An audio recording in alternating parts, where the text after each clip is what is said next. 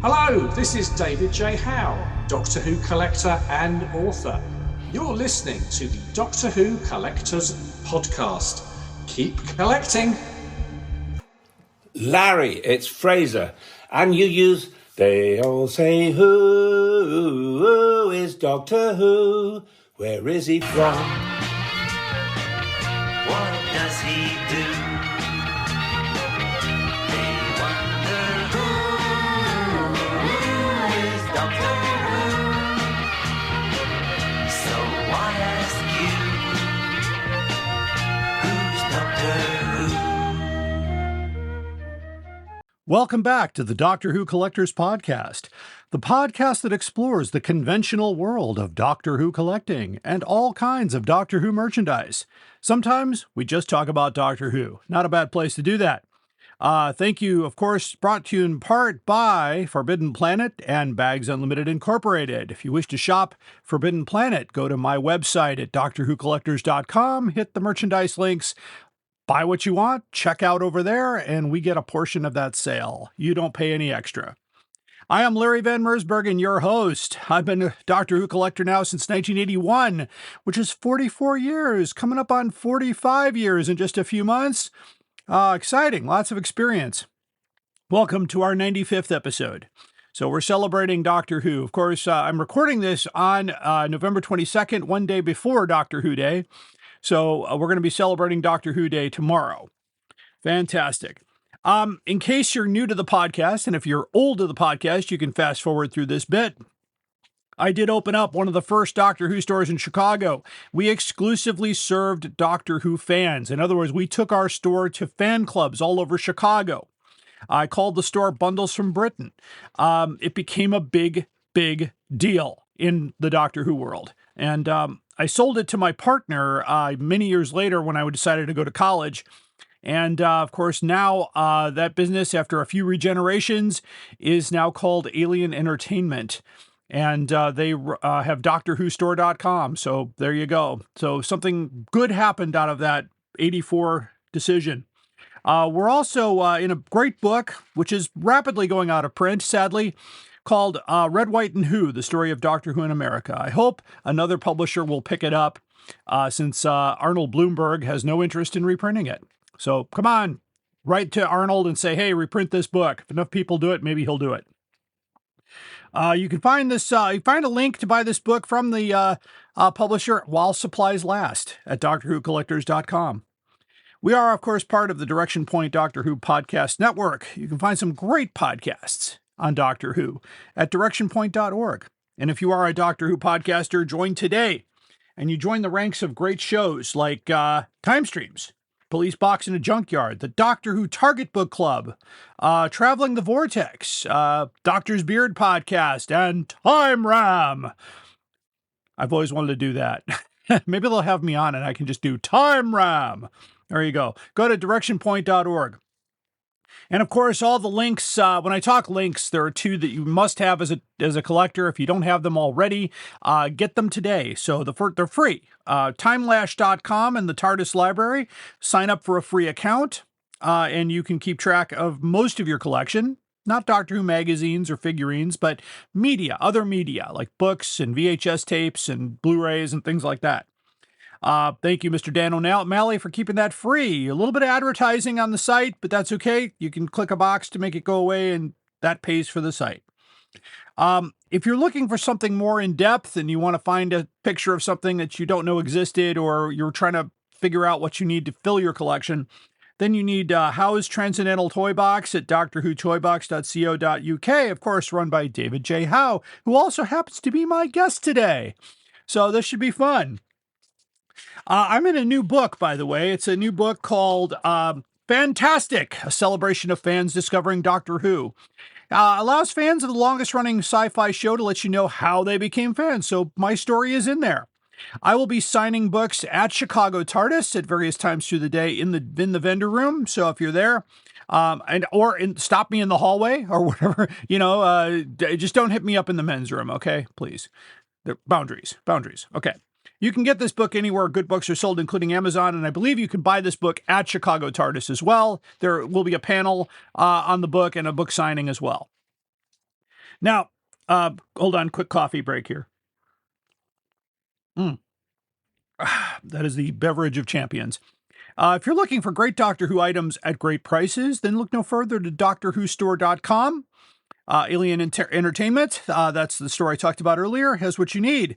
If you live in Chicago or the west suburbs, you can select free pickup from the store. But keep in mind, they will be closed this week because of Chicago Tardis.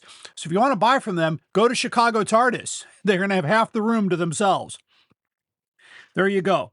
A wide selection of Doctor Who items. So, by the way, they'll be closed this week. They'll be reopening probably a week or two after Thanksgiving, after the TARDIS convention. They need time to restock. So there you go. So you could also go to alienentertainment.com for more information. You can get some items off my website. I mentioned earlier you can buy from Forbidden Planet right on my website at DoctorWhoCollectors.com. All proceeds, by the way, from those sales do help the podcast to pay its bills. We just got a bill for our website renewal. So some of that money we've gotten already is already paid for that. So thank you so much for your patronage.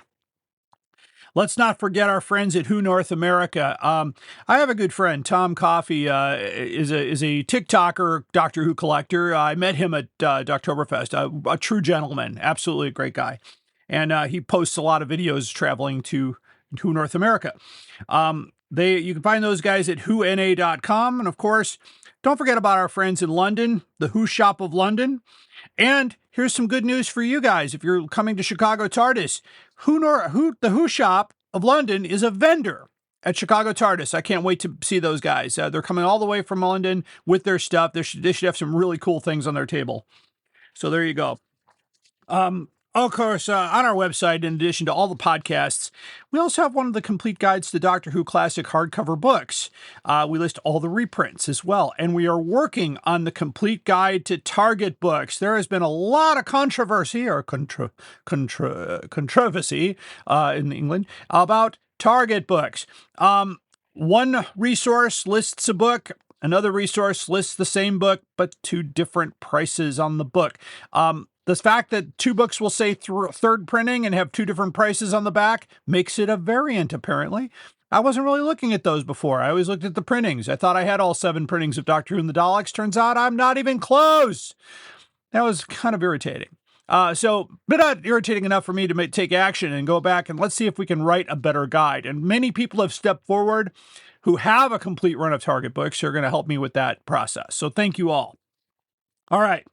What is going on? Well, as I announced, this, based on my timeline here, and hopefully by the time this podcast comes out, it'll be this week, Chicago Tardis.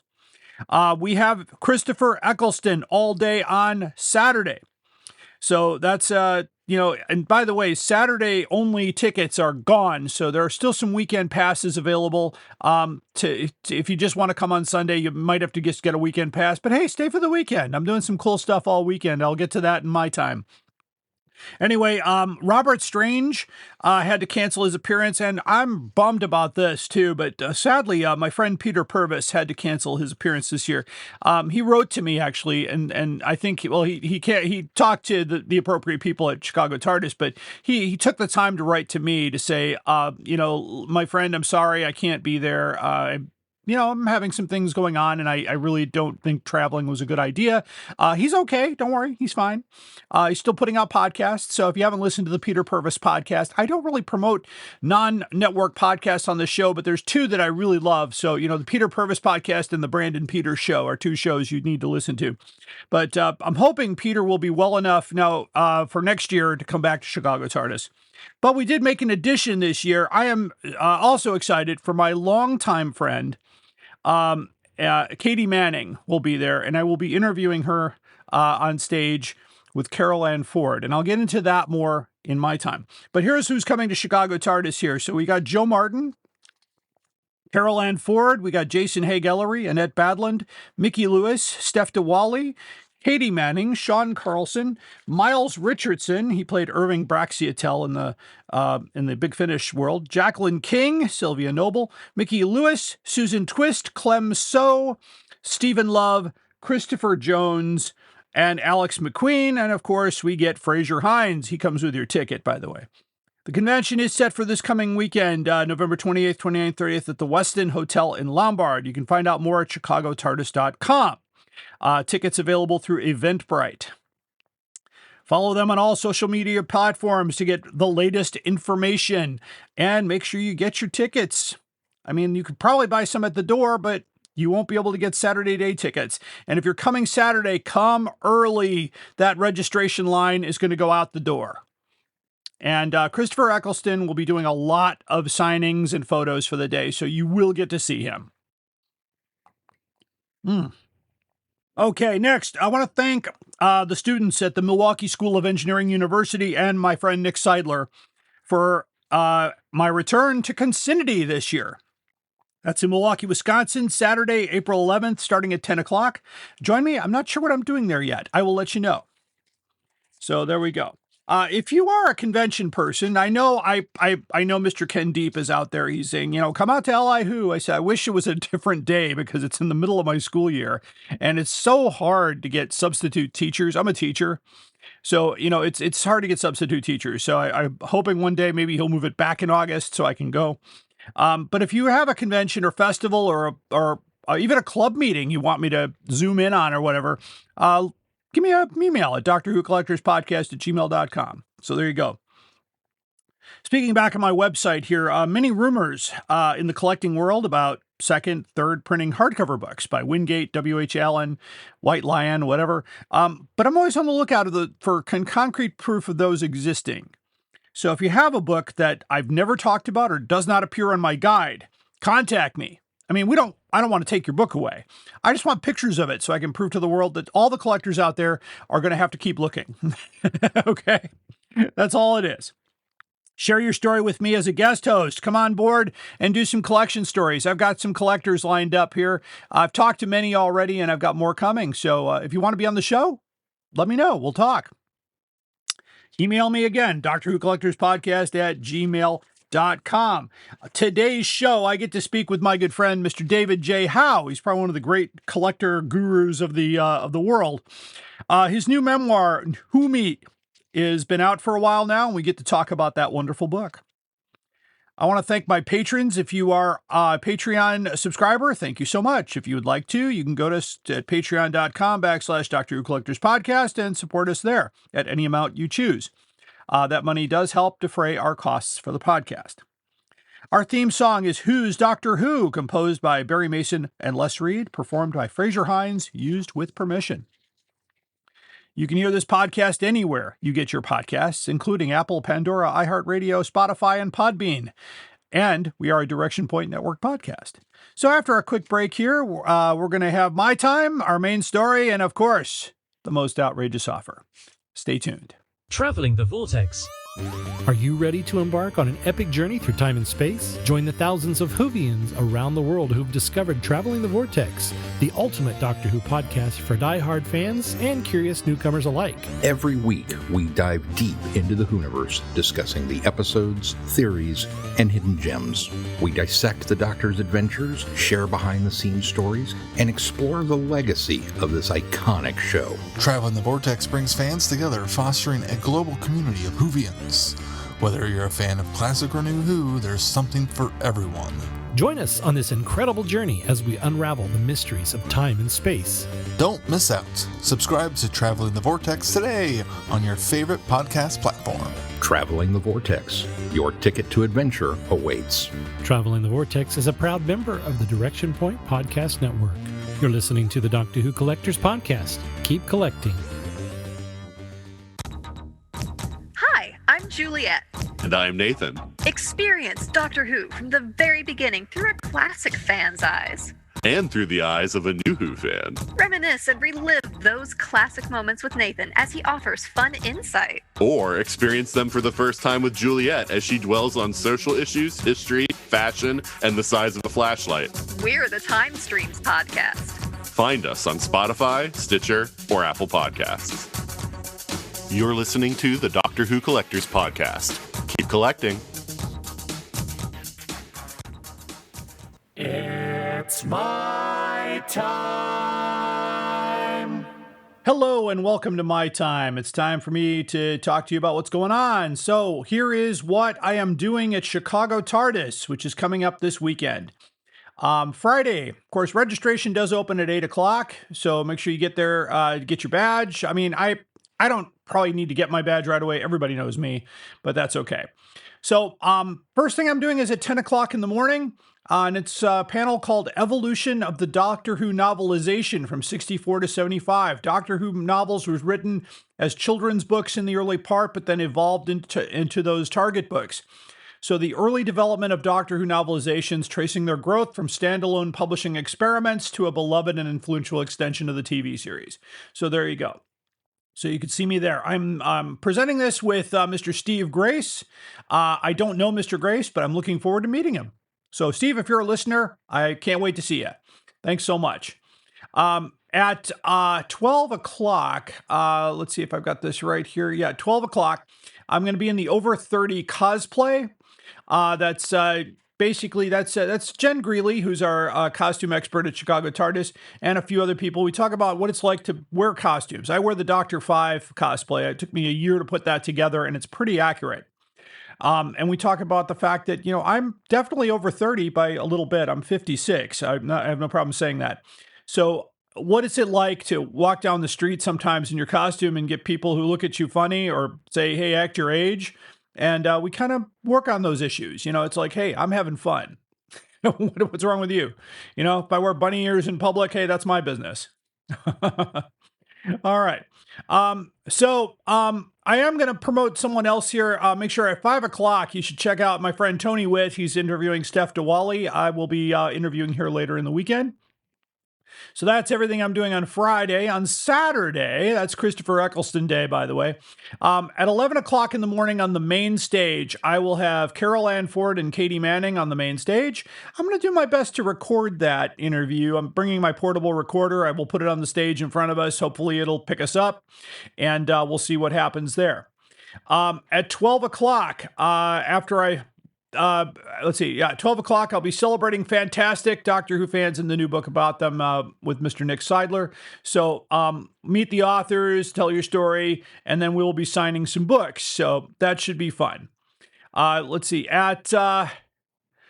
what else is next here. Okay, I will, of course, I'm also promoting at 7 o'clock, 7 p.m., the Christopher Eccleston interview, which will be done by Jason Haig-Ellery, the CEO of Big Finish.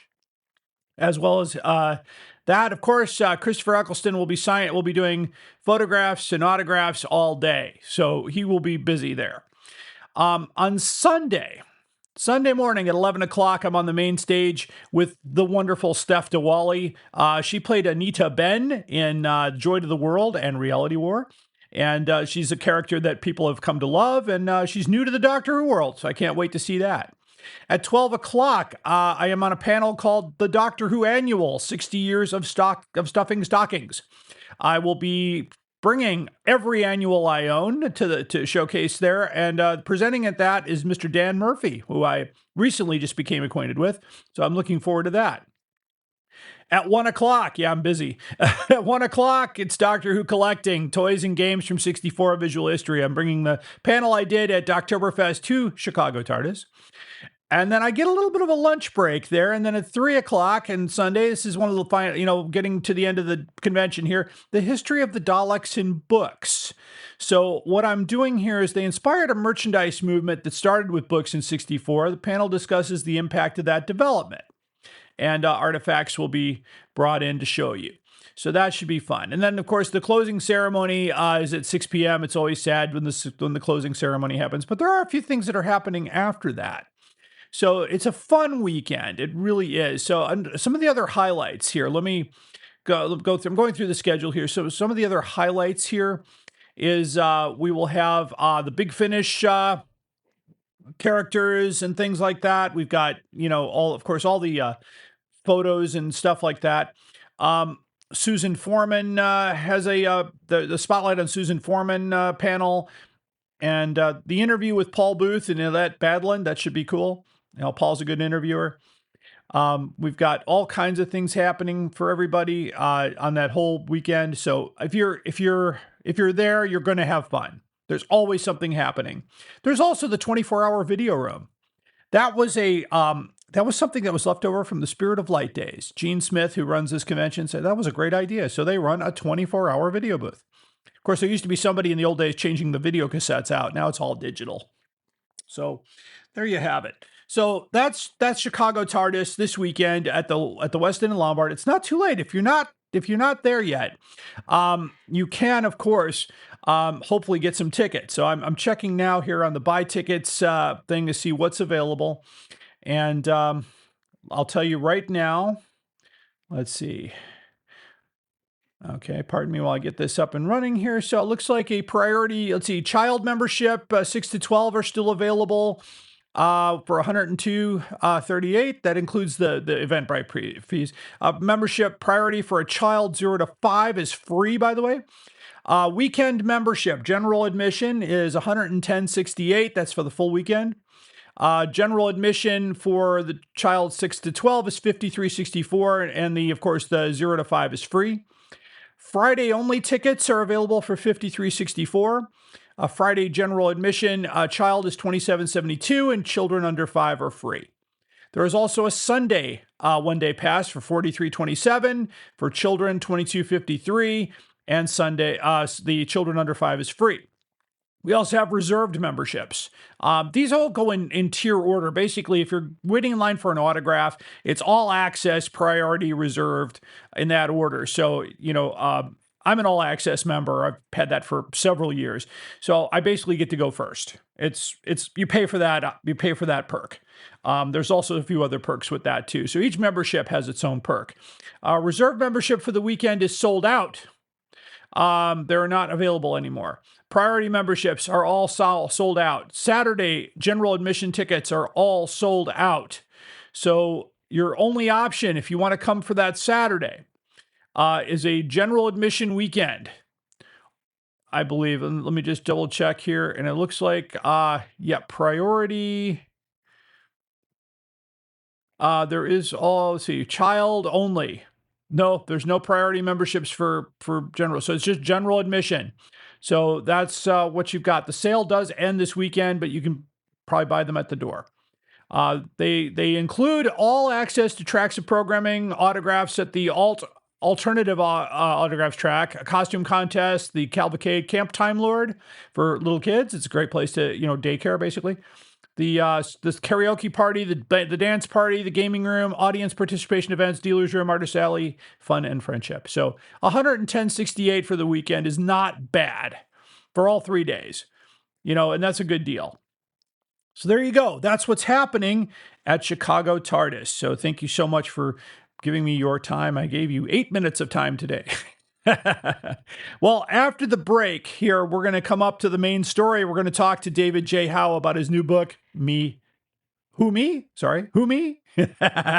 What? Who? Are you talking to me? Who me? Who me? Anyway, stay tuned. The vervoids are probably the best dirty joke in Doctor Who. They're hermaphroditic plants. A lot of plants are. So there you go. It's based on science. No, they'll ship anything. There are probably 11 and handle shippers out there. You just have to drill a hole where his mouth is, and you're all set. He needs the room. I've seen it in pictures. I'm not saying you're not a fan. I'm saying you don't know what the you're talking about. Doctor Who gives a drunken Doctor Who podcast for the end times. You are invited on an adventure across all of time and space, in a completely random order. It's the Police Box in the Junkyard podcast. Jump in the TARDIS with your hosts, Eric Gulbranson, Asad Kheshki, and Matthew Kressel. Explore Doctor Who TV stories, audio adventures, and books, both novels and non-fiction. The Police Box in the Junkyard podcast. It's the entire Whoniverse on shuffle. The Police Box in the Junkyard podcast is a member of the Direction Point Network and is available about once a month wherever you find your podcasts. You are listening to the Doctor Who Collectors Podcast. Keep collecting. Up there is the scanner, those are the doors, that is a chair with a panda on it. Sheer poetry, dear boy. now it's time for our main feature on the Doctor Who Collectors podcast. My next guest is no stranger to our show. This is his third appearance. He is no stranger to Doctor Who. He has been involved in writing and being part of fandom and collecting for many decades. So I'm very happy to welcome back to the show my good friend David J. Howe. Welcome, David. Hello. It's David J. Howe and friend. Yes. My cats come to see me. Yeah, So, I have to keep them out of here because they jump up here and they knock over the coffee, and then we got electronics going, and like she'll probably just sit here and look at me. So it's what she does. So there you go. That's wonderful. Well, good to see you again. And this time we're talking about now. Normally, if you're watching this interview out there, my listeners, I would normally hold up a copy of the book, which I don't have, but that's okay. We have David was great enough to get me a PDF that I could read, study, and dissect for this interview. But Who Me is the name of the book. It's going to be it's out by Telos Publications. No, it's not. It's not from Telos, Larry. I'm sorry. Excuse me. Go ahead and tell us where we can get it. No, it's published by a company called Bedford Square. Based in London, and it's available from their website or Amazon and various places. Sadly, the one place it's not available is America at this point. They're still trying to sort that all out, but I think there might be a Kindle available in America on audio or something. The problem is, because I'm in the UK, if I go onto Amazon.com to see what's going on, it goes, "Oh, we know you're in the UK." So actually, there's a whole pile of stuff that I can't buy from the UK, so it doesn't show it to me properly. So you're better placed than I am, Larry, to know whether or not this book or audio or whatever it is available on Amazon.com, because when I look, it just says it's not available. I'll take a look, and I know that I know things are wonky right now between America and the rest of the world, but that's something we're hopefully will pass soon, and absolutely, and we'll get all this stuff back over here.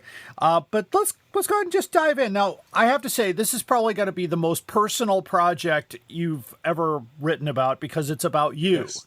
That's right. Yes, it's a book all about me. It's my memoirs. In fact, I've got here. I can sort of show you the cover. Sure. Oh, sure. Yeah. This is the ARC copy, Advanced Reader copy. So that's the actual cover of the book. Very nice. But not with this green border. Right. This is like a paperback kind of copy. So, nice. But yeah, no, it's my Doctor Who memoirs. So it's my story of my relationship with Doctor Who since the earliest days and right the way up to date. I would say, and I'm going to put this out here as a statement, that David J. Howe and Doctor Who are completely inseparable as far as how the story mingles with the show, its fandom, its creators. Because for me, I mean, the first time I ever read an article with your name in it was 1984. So I was really young when I read that. And then all throughout reading Doctor Who magazine with Collector's Corner and various things that came out over the years. And just for my other listeners, when the TX file that came out. Oh my goodness. Yes. I have that. The toy box, which I use a lot, and we talked about this on my show before, the Who Adventures. Yes. I also I refer to this one quite a bit. Time Frame, of course, a really nice book, and one of my prized possessions, of course, is one of these here, the Target book. I don't have a blue one, but I have a white one, so that's okay. But but I remember when it came out later, when this one came out, our mutual friend Gene Smith had said, "Hey, Larry, come by the shop. I've got one of these for you. It's set aside." And so that was, a very important part of history, especially with my friends who do the Target Book Club podcasts and things like that. They have the reference books that you presented, but that's something in your body of work. And I looked in the in your book, you list almost just about everything you've written. I think I think there's a list of everything. In the front. Yeah. And the things that aren't there, like all the articles in Doctor Who magazine and of course, and other things that have come out. I opened up my chess set from the Danbury Mint, and you wrote the brochure in there. So yeah, I did. Yes, and many DVDs, Blu-rays, and things of that nature. So you're completely interwoven into the world of Doctor Who, and I don't think at this point there's no way to extract you from that. Which I think so. I think it's terminal. It's just kind of it's there. And the book kind of not really explain, but tries to kind of go through how this happened. You know, what was it that fascinated me? How did it progress? What did I do? You know, blah blah blah. You know, how did I get to sort of here, sort of thing. But yeah, and it was a real deep dive, as you say, into my life and all the bits and bobs that I got involved with over the years. So, just kind of taking you through, I'm going to be very careful not to do any major spoilers here. So, but in the first part of the book, you know, we start way back in you describe your birth right off the bat. I was there. Yeah, I know. Yeah, and you were there, and it was really kind of an interesting, the story. Read it was a really like, oh, what's happening next? What's happening next? It was really it's a page turner, folks. I'll tell you that much. But going into the Doctor Who part here, you describe your first memories of Doctor Who alongside your childhood holidays. Do you think those early experiences of family shaped how you connected to the show? Probably. I mean, it's always very difficult to to know in retrospect. But I think because we had a kind of a happy family life when I was growing up. I mean, my parents weren't rich by any stretch of the imagination, but they were both working, which was potentially unusual, I suppose, back in the 60s. And my dad certainly liked his gadgets, which, again, I was very lucky in that he had reel-to-reel tape recorders and stuff like that, you know. And we had a television. A lot of people just didn't have a television back in the 60s. So I was lucky. And I think because it was happy, because we had television, we had, recording information. My dad had 8mm film camera. So we've got lots of childhood cine film of me running around, moving snow and playing in the garden and whatever, and off holidays and all sorts of stuff, which a lot of families just don't have. They don't have that very early record of what they were doing in their lives and stuff like that. These days, it's very different because obviously everybody's got like a studio level camera on your phone. So if you really want to, you can record every moment, every minutiae of the life. And of course, that's what we do through social media. So, you can look back and see what you had for breakfast 20 years ago kind of thing. It seems a bit daft, but if you wanted to, you could probably do that. Whereas obviously back in the 60s, we didn't have such things. So I was very lucky in all of those respects. But I think, the connection with Doctor Who is, I still don't quite know where it all came from. It's a fascination with monsters, is what I've always said, is that I liked the monsters in it. I liked the fact that it was episodic, Same reasons why I liked Lost in Space, that old 60s series. Monster of the Week approach. Slightly science fiction, slightly unusual, a little bit adventurous, a little bit scary. Both shows are actually very similar in very, very many respects. Plus, of course, Lost in Space also had cliffhanger endings. At the end of each episode, you get a cliffhanger into the start of the next one kind of thing. So again, there's a lot of similarities between Doctor Who and Lost in Space. And I like both of them. But Lost in Space, it never grabbed me the way that Doctor Who grabbed me. Possibly because it was like on and then it wasn't. So, I mean, we watched it through to about, I don't remember, early 70s or something. It was on in the UK. But we didn't have over here, of course, the benefit that you guys in America had of your PBS channels or whatever they were called in the 60s. Which would just repeat stuff over and over and over and over and over and over again. So the chances were, if you had a favourite show, you could probably just be watching the reruns like forever, because that's kind of what they did in America. But over here, that didn't happen. We had BBC One, BBC Two, ITV, 3 channels. That was it. Very, very few repeats. And of course, no DVD, no streaming, no videos, no VHS, no way of actually rewatching anything. So you were kind of stuck with whatever those 3 channels wanted to present to you day in, day out. But yeah, so I think my relationship with Doctor Who just kind of grew in out of that fascination for the monsters, a fascination for how did they do that, And I've always been interested and inquisitive and interested in how things happened. And that was all a part of it as well, is wanting to find out a bit more, plus a big nostalgia element, because I did remember these shows, from back in the 60s and, wanting to find out more about them and what was the story and this, that and the other. And the big thing for me really was joining the DWAS, the Doctor Who Appreciation Society, in 1976, and realising I kind of had a realisation slightly before that with the Piccolo Making of Doctor Who book, where that had kind of fictionalised the Doctor's adventures to some extent, presenting them as kind of reports from the Time Lord courts or, the Brigadier's memos about the various stories and stuff. So in that book, The Making of Doctor Who, there was a sort of an element that this could have been made up. It could have been Matt Hulk and Terence Dix just kind of inventing all this backstory for the Doctor because it's a book that they were writing and they could do it. But then, of course, we had the Radio Time special came along, the 10th anniversary special, which sort of solidified that a bit more and sort of said, no, these were actually on television. Look, here's some photos from them. Here's a breakdown of those stories. Here's the titles. Here's what they were about. So there was a sort of an understanding of that. But then when I joined the DWAS, as I say, suddenly they've got these detailed synopsis and outlines of what these stories were and lots more information. So there was a big kind of influx of that enthusiasm for the show.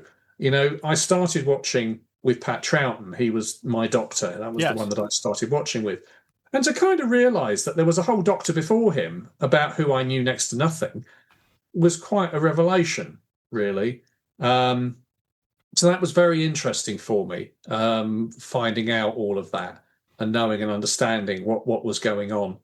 So, I don't know if that answers your question, Larry, but that's where it all came from, yeah? Yeah, it's I listened to as I was reading the story and listening to you talk, our lives kind of were similar. We've got about 6 or 7 years between us in age. I was born in the late 60s, grew up in the 70s, and we didn't get Doctor Who in my area, which is Chicago, Illinois, until 1975. And it was John Pertwee. So we had, and of course I was 6 years old when I started watching it. So my mother called me in and said, "Hey, check this out." Because I loved Lost in Space as well. I was always watching Lost in Space, Land of the Lost. We had all these shows that were on Saturday mornings that we just absolutely loved. And I thought, okay, well, this is great. So of course, because I know this now, just looking back, that when Chicago got the cans of film in, they didn't have them in order. So our first episode was The Mutants Part 1. Okay, so brilliant. Yes. So we start right in with Joe and the Doctor, and then they go to Ambassadors of Death. So it's backwards with a different. So where's Joe gone? It's like it's all different, but I never missed a story, but at the same time, it was like I didn't know anything until. I got a little older, and when I first saw in 1981, when I walked into a comic book store and the guy had Doctor Who books on the wall, and I thought, oh, there's more to this. And that got my full attention because I never missed a story. And of course, not even knowing until I saw a picture of Patrick Troughton in 82 and went, oh, there were Doctors before this one. Exactly. So as you say, it's very similar to my story. And I think that's the thing with my book, with Who Me, is that my story is probably very similar to a lot of other people's stories. And indeed, similar even if it's a different fandom. Yes. If you're Star Trek or Babylon 5 or Star Deep Wars Space Nine or whatever it might be, or Batman or whatever it might be. I think it's a similar kind of a story of an initial discovery and a kind of like trying to track down what you can with the resources you have. Right. But then a kind of an explosion at some point when you realise, oh my goodness me, there's far more to this than I even expected. Yes. And then as you get older and you get a job and you suddenly got disposable income, the dreaded disposable income, you finally got, the money to be able to indulge your interests and, get in there. So, very interesting. Yes, it is. And of course, as you go forward here, you go forward to discovering, as you get older, you're discovering your fandom and things that, of course, and being in the UK, where a lot of this, where Doctor Who merchandise lived long before it ever came over to this shore, and you talked about that first toy you got that you never, the Dalek, and it's gone, you don't know what happened to it. And I thought, wow, gosh, I wish I could have bought a Dalek when I was 5 years old. That would have been cool. Yes. But that's part of that. And we had, of course, our creativity. So we had Legos. So we built, I actually built a Keller machine out of Legos after watching Mind of Evil, because I was just obsessed with that thing scared the life out of me. And I thought, me too. And we had, and that story still sticks in my mind as an early story I remember seeing in full color on TV. And it was just, wow, what a story. Just and Roger Delgado being the master and all that. I didn't even understand all that, but I just knew this little machine was doing harm. And I thought, I got to try to build one of those. And I did my best out of my memory to do that little, and it was such a cool thing. And that's kind of how I think I mentioned in the book that I tried to build the disintegrator guns from the Day of the Daleks out of Lego, because I was fascinated by them, and I think the clear plastic bricks had just come in, so you could just about make like a clear sort of handled gun thing. It's a very blocky Lego, not quite the same, but kind of quite cool though, to do that. I will say one of my best moments in Doctor Who, Day of the Daleks, is one of my favorite stories. And I was at a book show. It was a completely different thing. I was in New York somewhere, and I passed a table, and the name on the table said Anna Berry, and I said, "Wait, are you Anna Berry from like Doctor Who Anna Berry?" She said, Yeah, that's me. She had written something and was in New York, and so she goes in her bag and digs out this picture. I don't have it with, it's a picture of her holding the gun to John Pertwee, and she signed it for me. Oh, lovely. And I was like, oh my gosh, this makes my day so much, because I really loved you. This is. And she's like, oh, thank you. That's really nice. That's really nice. It's just one of those, random, not even a Doctor Who event. And I thought, what a great thing. And we both have that. I kind of think, my life went in a slightly different direction, because, I opened a Doctor Who store. I wanted to be a dealer. I wanted to sell Doctor Who merchandise. And of course, then I met Gene Smith that same year in '84. And of course, now he's got the mantle and he ran with it and did great things with it. And it's like, wow, I can't believe that happened. So it's all part of that. You also, let's see, you talked about joining DWAS, and of course that meant fanzines were available to you. So how did that, as far as that element, getting into fanzines and books, how did that shape you as a writer? I think, again, that's something I kind of talk about in the book a bit.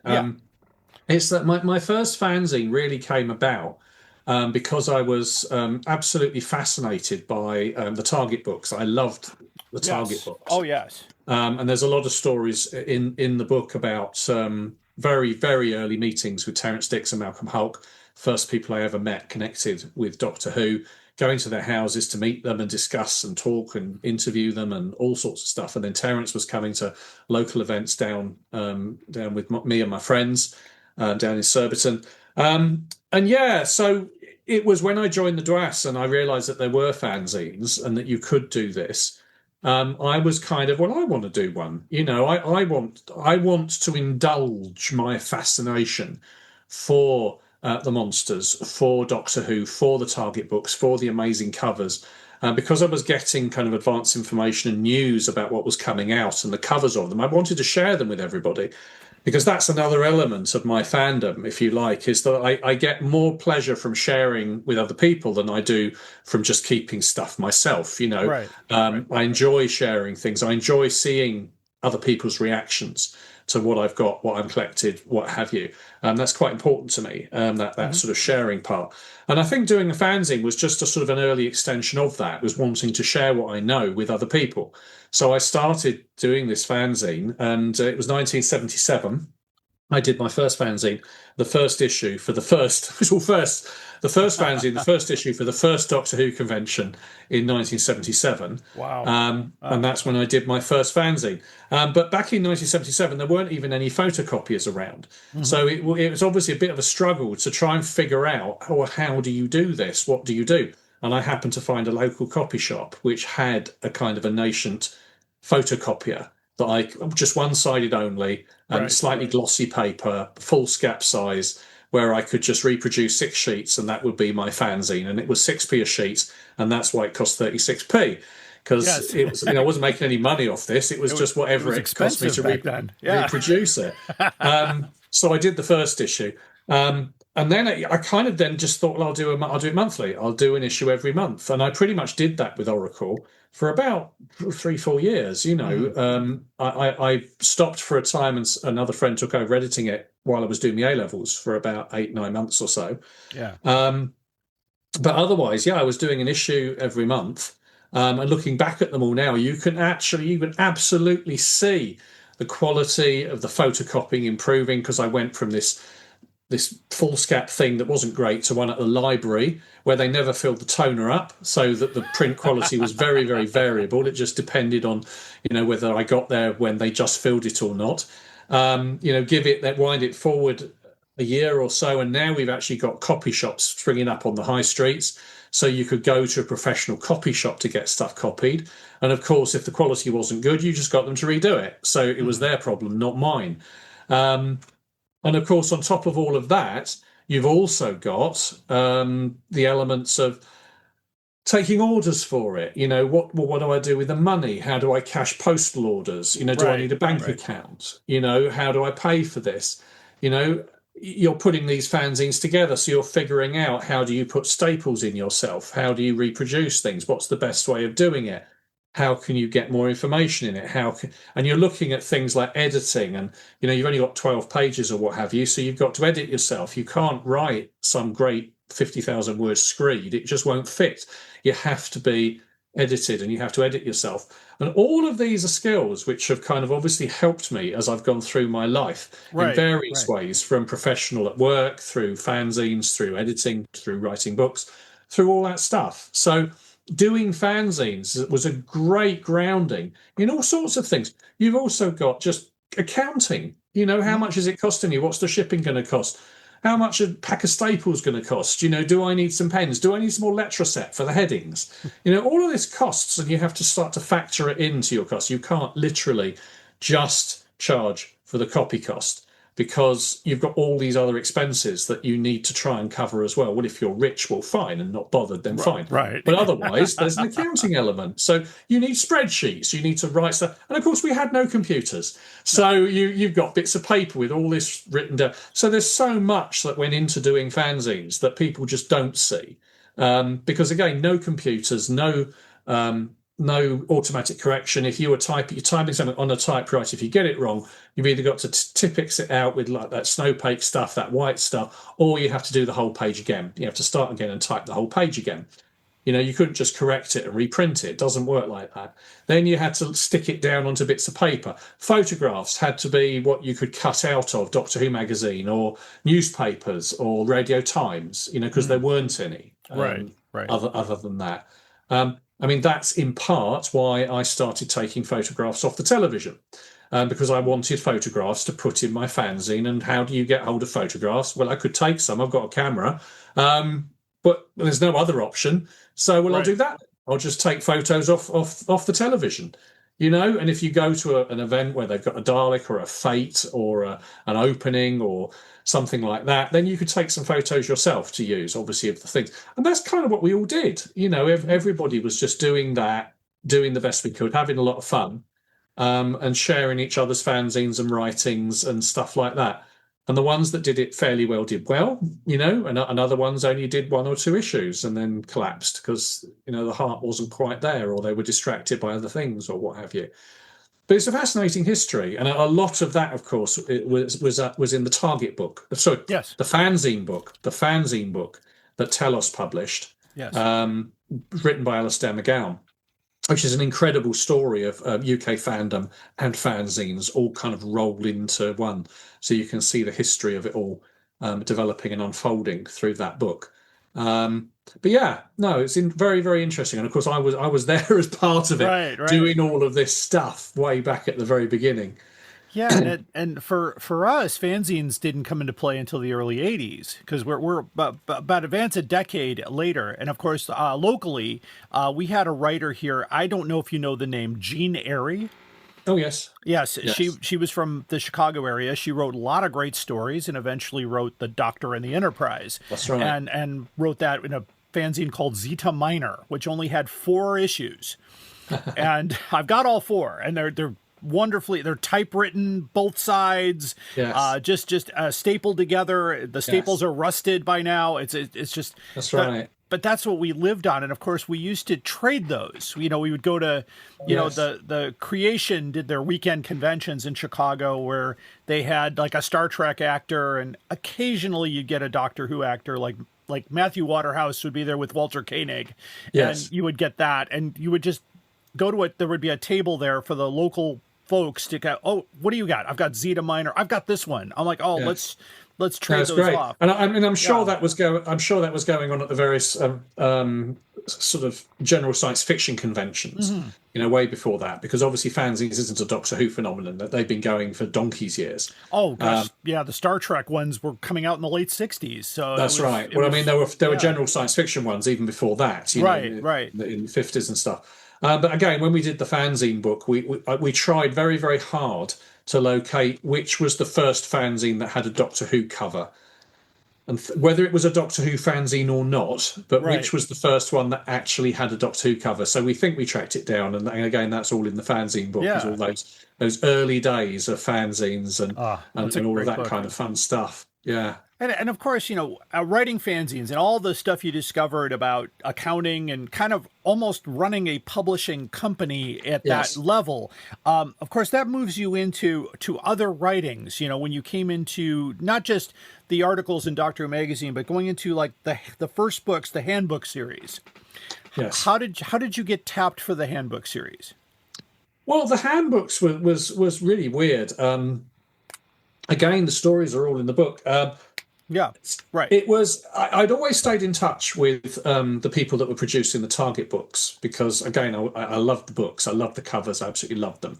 So I realised that the offices were in London, so I just went up there, and I must have been 15, 16, 17 or what have you, going up to their offices and banging on the door and say, hello, can I get some information about these Doctor Who books, please? And they were very kind, and they brought me in and they gave me free copies of books and covers and God knows what. Nice. So that was very nice. Yeah. So I'd always been fascinated by all of that. So I stayed in touch with the various editors over the years to try and make sure that my supply of information that I was using in the fanzine was still coming through. So when Peter Darvel Evans eventually took over at the very tail end of W.H. Allen doing the Target books, and before Virgin took them over, right. I made contact with Peter and said, hello, you may not know me, but I'm a writer, I'm a historian, I do stuff for Doctor Who magazine, and I was helping Nigel Robinson with the books and stuff like that. So, maybe we could have a drink kind of thing. So I think we went out for a drink in London and down the pub or what have you. And I think it was during that meeting I said to Peter, I'd love to write a book for you. How do I get to write a book for you? And he said something like, well, you have to pitch me once. Because I was like, oh, is that what I have to do? All right, that hadn't occurred to me that I have to send you an idea. I did, because I'm so green. I had no clue how these things actually worked. So I came away and I had a chat with Steve Walker and Mark Stammers that I was doing the Frame fanzine with at that point. And we kind of pitched a book all about Daleks because we thought that would be quite cool. We were doing a series on Dalek design in the Frame with another friend, Tony Clark.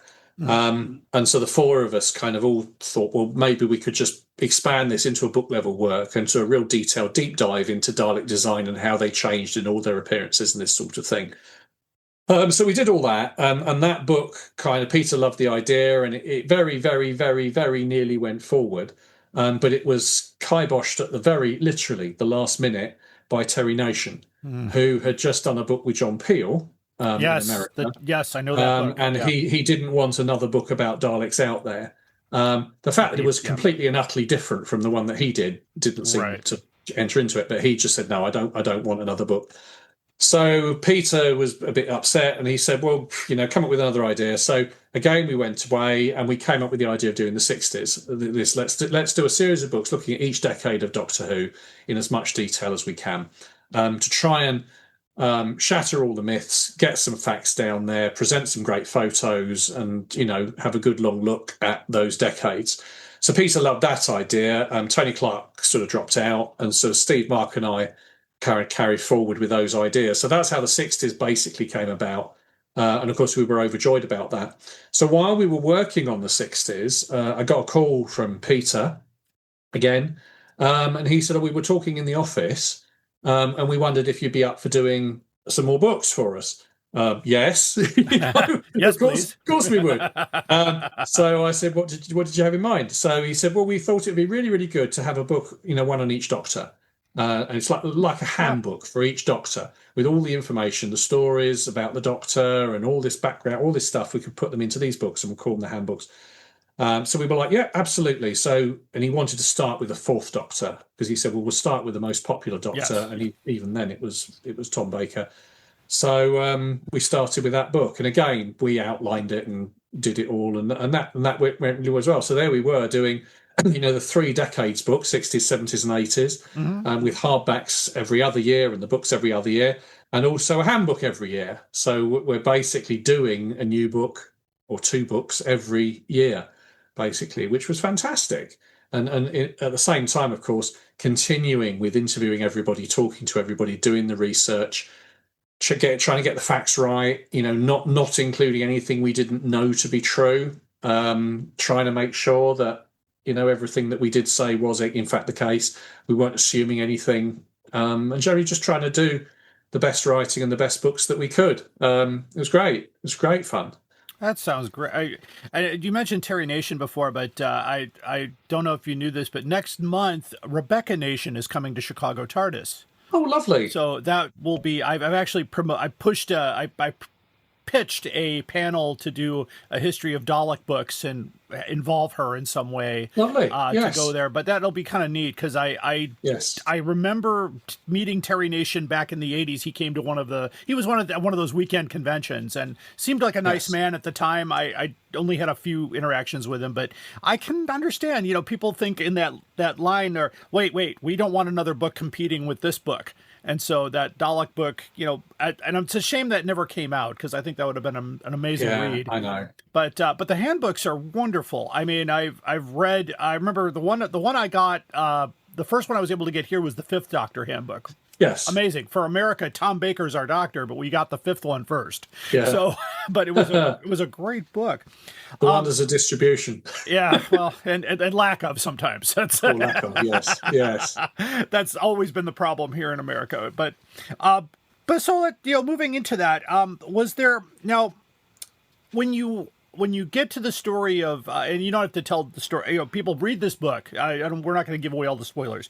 But when you move into forming your own company, Tell Us Publishing, and it's now become a major player in the Doctor Who publishing world. Bless you. And I say that's my opinion on that, because I get a lot. I have a lot of books from your company here in my collection, and that's a lot of them, they're wonderful books. I mean, we've got some great books. And I know you're now fully running a publishing house, with dealing with export issues and money issues, and you said being flooded with fake orders sometimes and things like that. Yes. So, what is, just to focus on one thing, what is the biggest challenge still operating that company? I guess it's finding the right material. I mean, there's an awful lot you could do. But just because you can publish something doesn't necessarily mean you should. Right. And we do every so often get pitches from people for, have you thought about a book about such and such? And we'll have a quick look into it and realise that although such and such is very kind of well regarded, and is obviously quite a significant show or series or franchise or what have you. When you try and find the fans of that, you can't. Right. Because there aren't forums full of them. There aren't, groups you could go to that are full of fans. And of course, just because you're a fan of something doesn't mean you necessarily want to buy a book about it. And so it is quite hard to try and get that balance right between the nostalgia, the fans who are really interested in a book about their favourite show or what have you, and the areas where actually there's not much interest in doing it. I mean, a good example perhaps is the series 24, which is not a science fiction series at all. No, It's a thriller series, which was unbelievably popular and successful back in the day. Everybody was talking about 24. Everybody was talking about what had happened in the last week's episode. Every office had people standing around the water coolers talking about it. Yeah, so much noise and interest in that show. And the conceit of 24, if you don't know about it, is that it is in real time. Yes. So you get 24 episodes in a series. Each episode is an hour long, and it literally covers a 24-hour period. Right. With a cliffhanger at the end of each episode leading into the next one as to what's going on. And you're following political shenanigans and, bombs exploding in Los Angeles and goodness knows what, and release of a virus that's going to wipe the world out. All sorts of stuff they went for, it all taking place over the 24 period. So we thought this was really, really good. And so Keith Topping did one of his amazing guides on the first season of 24, which is, again, a deep dive into all the little clues and the things you might have missed and this, that, and the other, and you didn't see that, and you saw that, and this was that, and all of that. And it really didn't do well at all, the book, because although this show was enormously popular, the fans didn't want a book about it. It wasn't something that has fans. And if you today go and say, well, where's the 24 fan forums?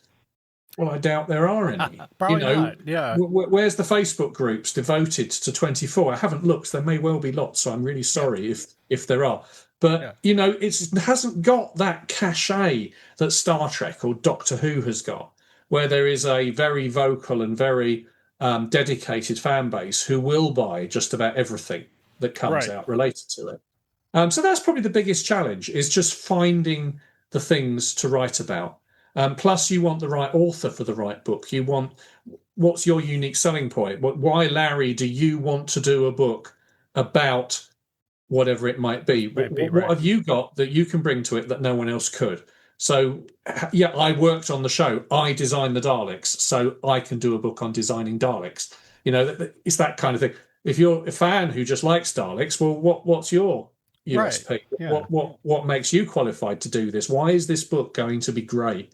That's the biggest problem, is just trying to find those things. But of course, we don't just publish Doctor Who. We publish an awful lot of other things. We just did a book on the making of the horror film The Descent, which I'm very, very pleased with, because it's an incredible deep dive into that film, full colour, large format, beautiful, beautiful book, co-written by Neil Marshall, the director.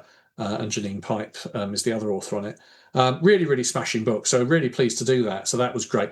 The book we did on Ron Turner, the artist. So we've done quite a few art books of looking at different artists' work and stuff. The Ron Turner one is a magnificent book, enormous, great thing. But again, it's got some Dalek strips in, but it's not a Doctor Who book. So we're doing all that kind of stuff. Plus we do horror anthologies, and we publish crime books, and it's kind of, if it interests us sufficiently and we're intrigued, because we're a independent publisher, we can more or less do what we like, Steve and I, and so we do. We publish stuff that I quite like to do, and we publish stuff that he does, and stuff that we know will be popular and successful, just to kind of try and keep the money coming in, which then allows us to do all of these other books and stuff. Yes. It's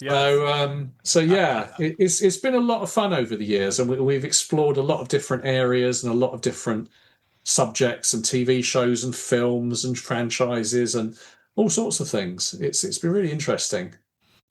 Yeah, and I like I said, it's one of those sites I visit weekly to see what's new and what's going on with you guys, and it's a really cool thing when I see, oh gosh, there's another production diary coming out. I want to get that on my list.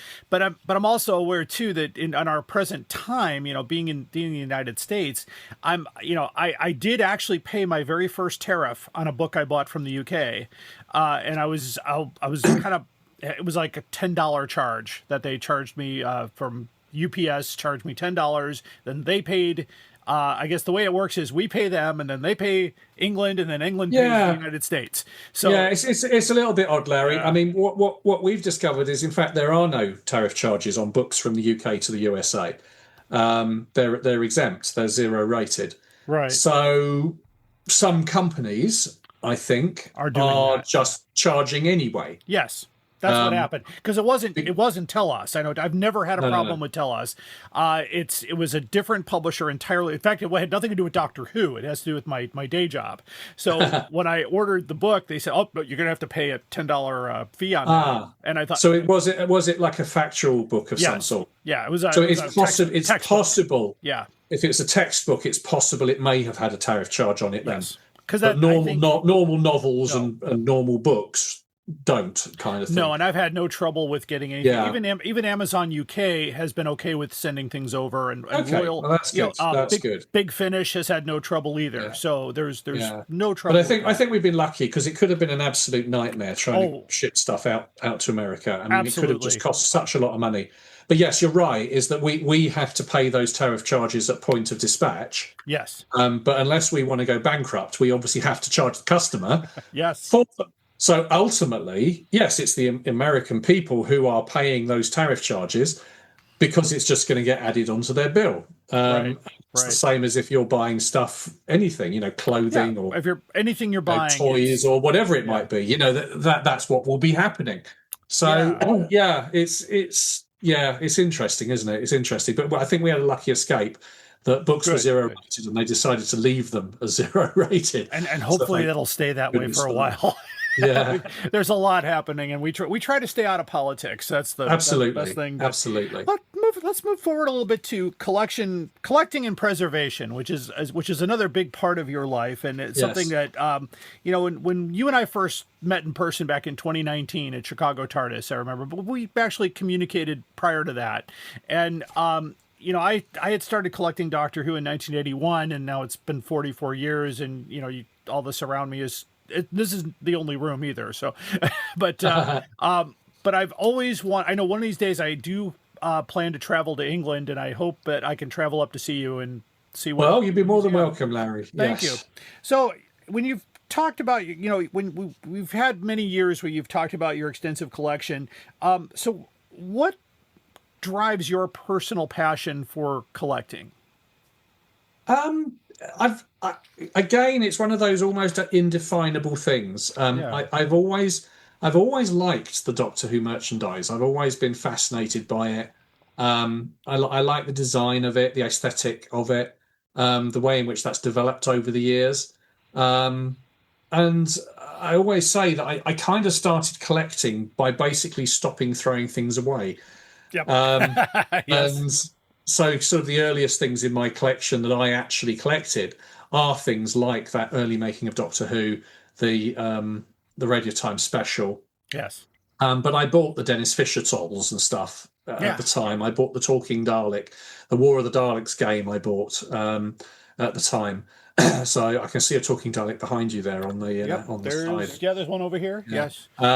And so I kind of bought those at the time. And then again, back in the when would this have been, late 70s, I was sort of backfilling with 60s stuff, because it was a lot easier to find 60s stuff in the late 70s than it is today. Right. And of course, it was a lot cheaper to pick things up. So I slowly just started to collect stuff and collect the bits and bobs, and that kind of then continued through the 80s, because I was actually working with a lot of these companies, as you mentioned there, like the chess set and things like that, writing, checking what they were doing. It's like Fine Art Castings. I was like an advisor on their whole range, sort of making sure the little figures looked good, they were right, they weren't getting them all wrong. I mean, one I remember was they sent me a Sea Devil from the Sea Devils, but it had a gun from Warriors of the Deep. Huh. And I had to explain that the guns in the Sea Devils were those palm things they had. Yeah. In Warriors of the Deep, they were more kind of gun things they had. So it was little things like that. I was able to help them and sort of point them out. So we kind of avoided things like, two-handed Davroses and things like that. I've got one of those. Yeah. So I was because I was helping a lot of the companies. Of course, I got what they were producing almost as payment. Because I was always, I'm happy to help you, and all I ask is that you just send me copies of everything you do. That's all I want. Just send me the stuff. So I got a lot of stuff like that over the years. Which is great because it means you can collect a lot of stuff, but also you don't have to pay for it. Right. So it's a lot easier then to amass the collection. And that's just kind of gone on. And I love all these things. And I think my particular love is the really quirky, odd, unusual things. I've never been a great fan of statues. I could never quite see the point of statues. It's like, how many TARDIS figures can you have? It's before it starts to, or how many Daleks can you have before a Dalek's a Dalek's a Dalek? And so I love the stuff, particularly the stuff that America did through the new series, the explosion when David Tennant was the Doctor and into Matt Smith. I love the crazy things like the sonic screwdriver barbecue tongs. Yes. Sonic screwdriver cutlery set and the Sonic Spork. Yeah, the spork. Yeah, and the stuff that's really weird. I mean, I love the Doctor Who Matryoshka dolls that someone produced. Yeah. Little stacking dolls of the doll. I thought that was fabulous. I thought that was absolutely brilliant.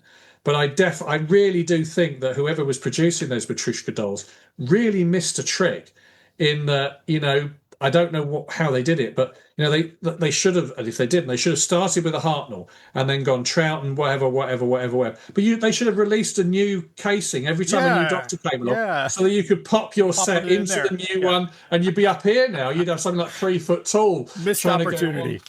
I think that would have been something that was great fun. Oh gosh. And I remember they. I had a call from BBC Enterprises at one point asking me if anyone had ever done an advent calendar, and I think at the point they asked me, no one ever had. And then I think that the first one that came out might have been the one in Doctor Who Adventures magazine. I think they might have done one, but I think there might have been a commercial one as well from one of those chocolate manufacturers. There was. Came out. But it's quite extraordinary that even that late, mid 2000s. Or late 2000s, they'd never been a Doctor Who advent calendar. All those years. Yeah. They'd done Easter eggs, but they'd never done an advent calendar. So it's stuff like that, and I love all that quirkiness. I mean, I've got a Doctor Who Christmas tree in the museum, which has got ornaments and blue thing about 3 foot tall. Oh, nice. I just love that quirky stuff, and I kind of try and pick up stuff still. There's a few collections I try and continue with. A lot of stuff these days is so expensive that it's really hard to try and keep up with it. And I just don't think it's worth it. So I tend to sort of miss on various things. I'm not as complete as I used to be. I used to kind of get every colour variant, every. But nowadays I'm very much more selective. And if I really like it, I'll just buy one of it rather than sort of every variant kind of thing. I do continue with the character options toys because I think they're great. Yeah, they're nice. And I'm continuing to get hold of those. And in fact, the other week I got the two new ones. Oh, here we go. We've got the the Cyber. I saw a picture of that. Yeah, the Revenge of the Cybermen one, which is great with a Cyber Leader in the middle, and it's even got a Cybermat. Oh, look at that! Yeah, it sure does. There. It's even got one of the Revenge Cybermats there, so that's fantastic. Oh, and then the other one, of course, is the History of the Daleks 20 special weapons Dalek there, and the nice. The Imperial Dalek. So those are the two recent ones. So I still get those because I think they're absolutely cracking. Those they do nice, such a good job with them.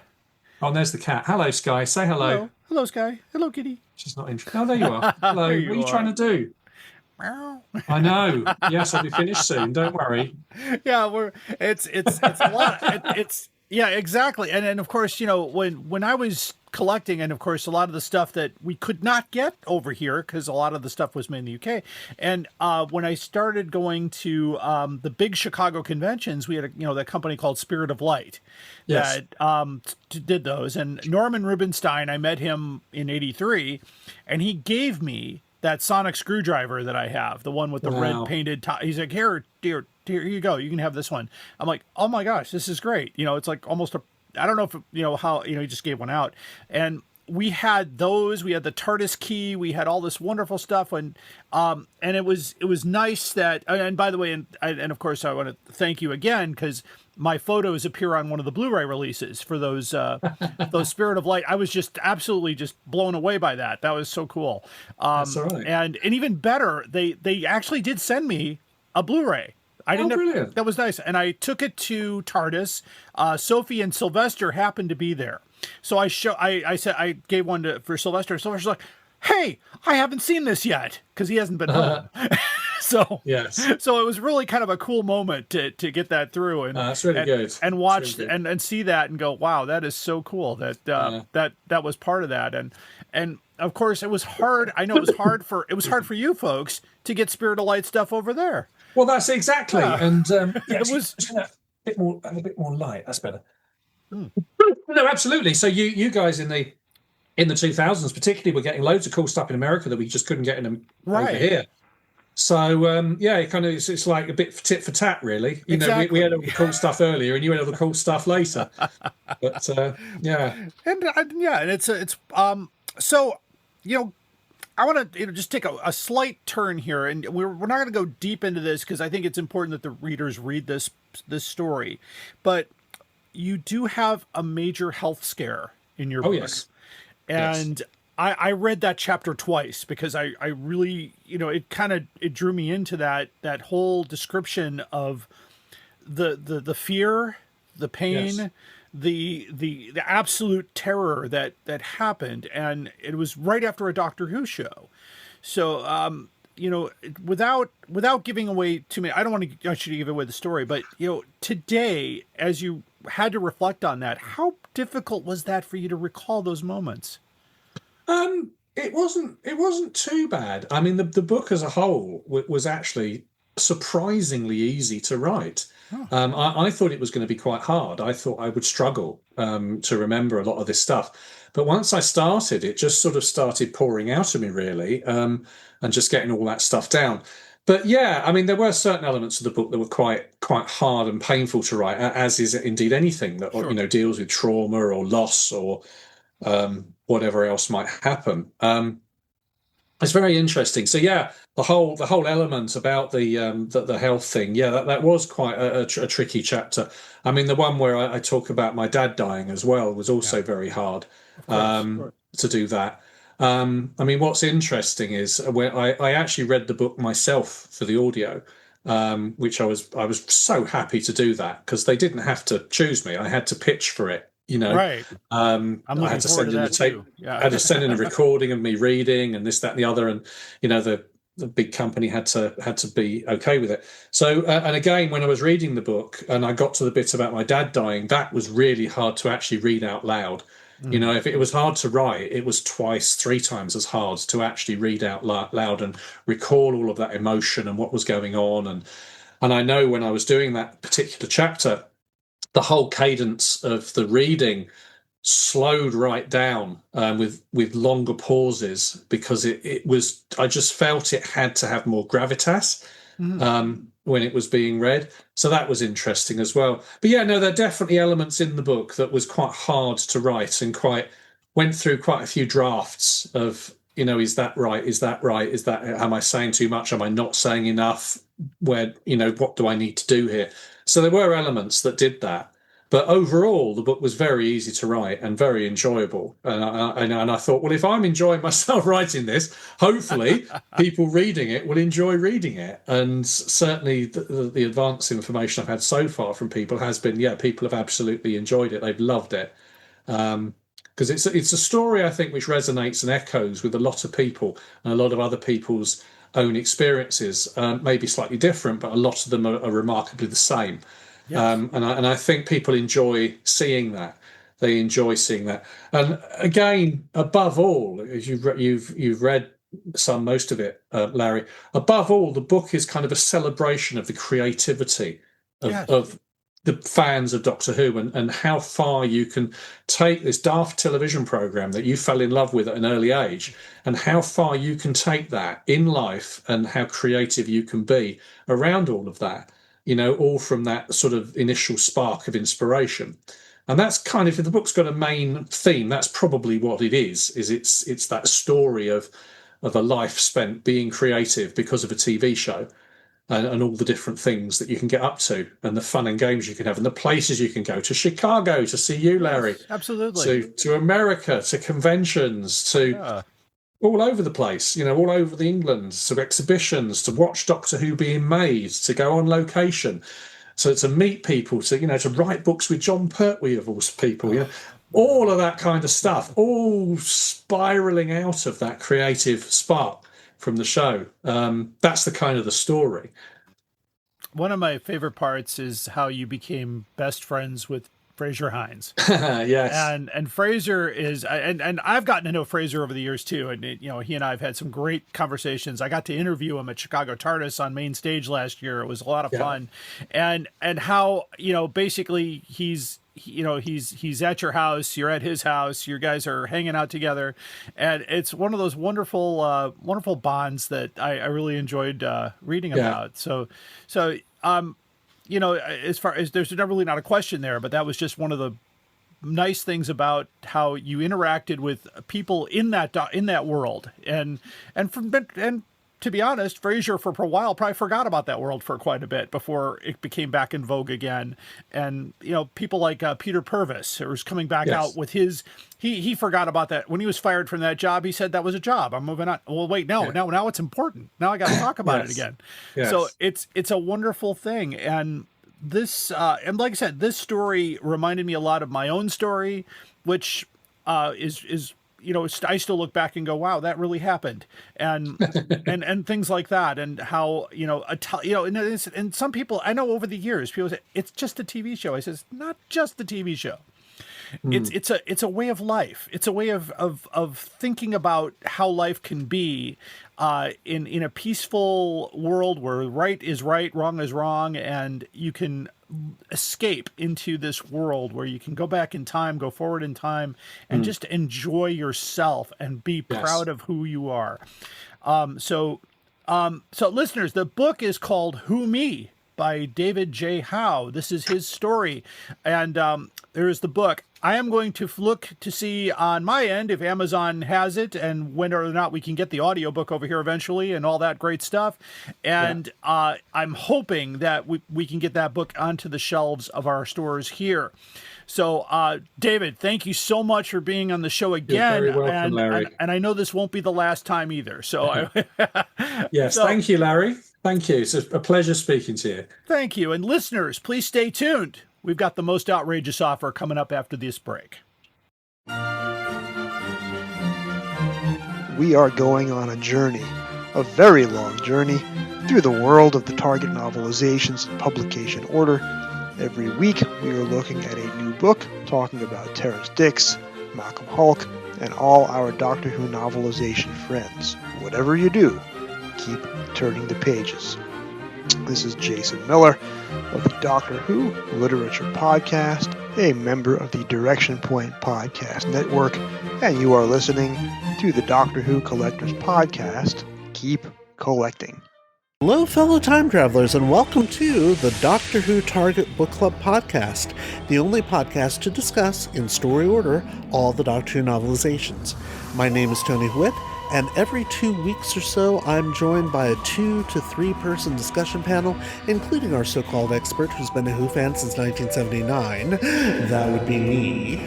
We also get the views of intermediate, casual, and novice fans who either have never seen the show or who have never read these books until these podcasts, including Dalton Hughes and Alison Fitz-Seyfried. You can find us on iTunes, Stitcher, or wherever you find good podcasts, or even ones like ours. You're listening to the Doctor Who Collectors Podcast on the Direction Point Podcast Network. Keep collecting.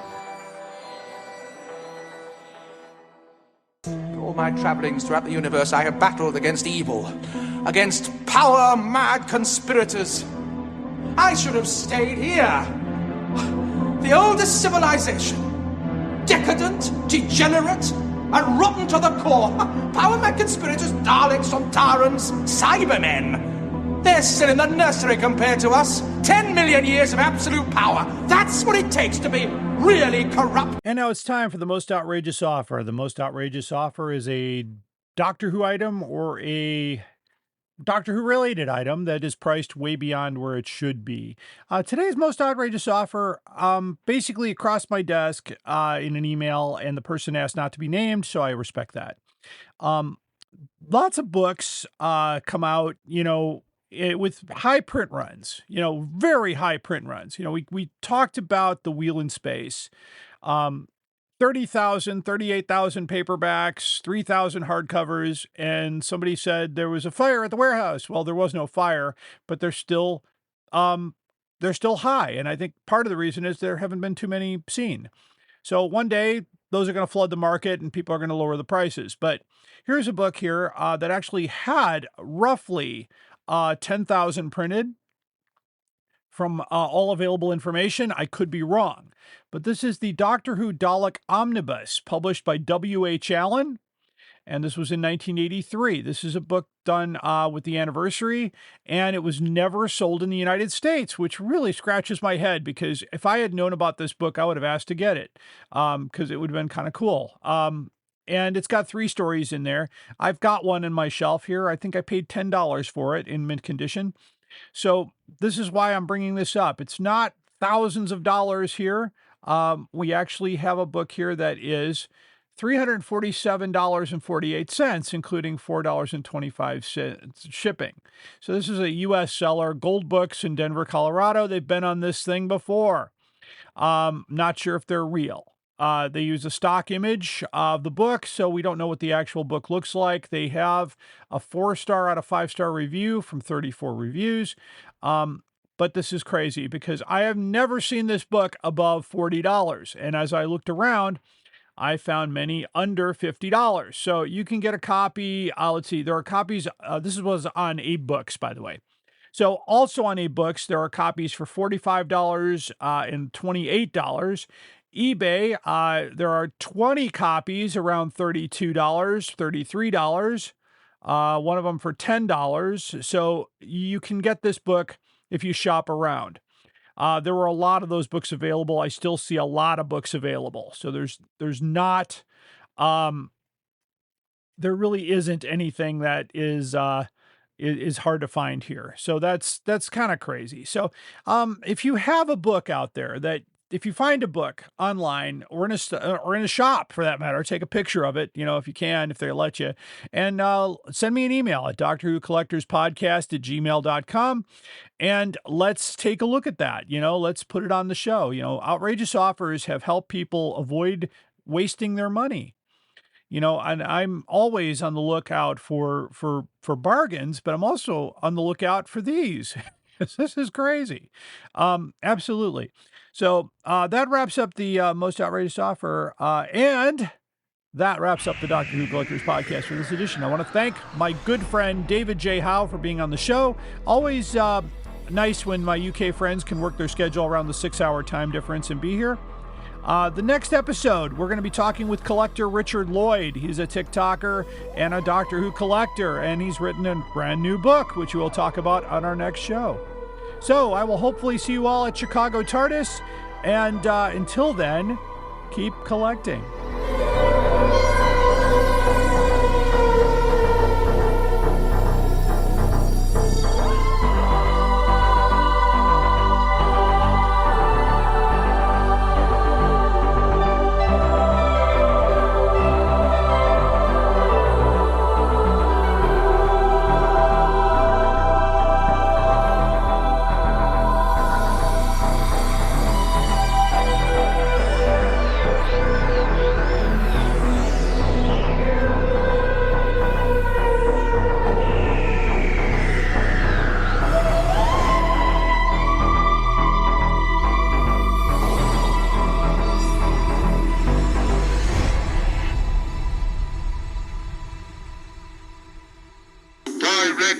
point! Direction point! A Doctor Who podcast network.